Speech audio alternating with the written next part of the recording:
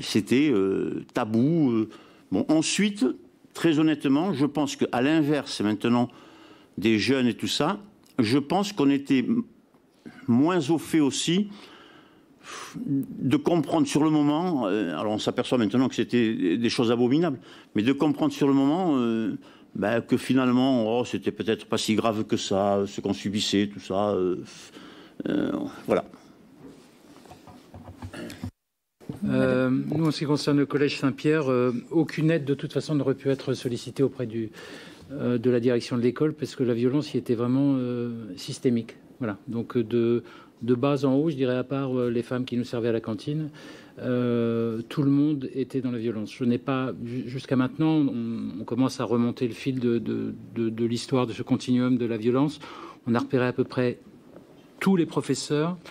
Il n'y en a pas un qui, un jour ou deux, c'est rare qu'il n'en ait donné qu'un, n'ait pas frappé un élève. Ils étaient recrutés pour ça, véritablement.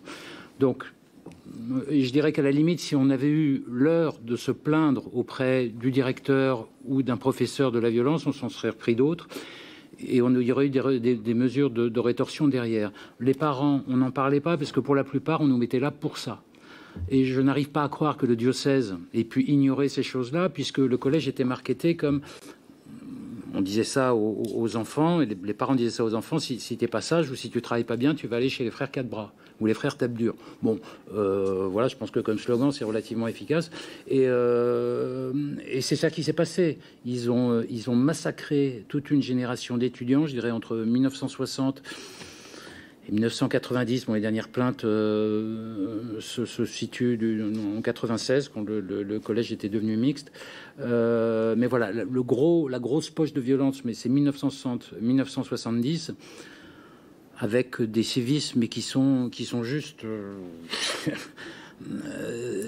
c'est juste hallucinant, des séries de gifles qui vous brisent le tympan. Certains, comme moi d'ailleurs, ont eu l'audition un petit peu altérée, des coups de poing dans le dos, dans l'épaule, enfin là où ça fait pas mal, qui font vomir les gens. L'estrade aussi, alors ça c'est plus pervers, c'est-à-dire qu'on enterre quelqu'un sous l'estrade, voilà, parce qu'il n'a pas su répondre à la question. Alors le mec s'assoit entre les serpillères, les balais, le vieux linge pourri, et puis attend qu'on veuille bien le faire sortir. Enfin, c'était ignoble. Voilà. Pas de signalement pendant 30 ans, ça veut dire que qu'a fait l'État pendant ce temps-là? Je m'excuse, mais on est à l'Assemblée, on paye des impôts. Il n'y a pas eu, en 30 ans, un signalement.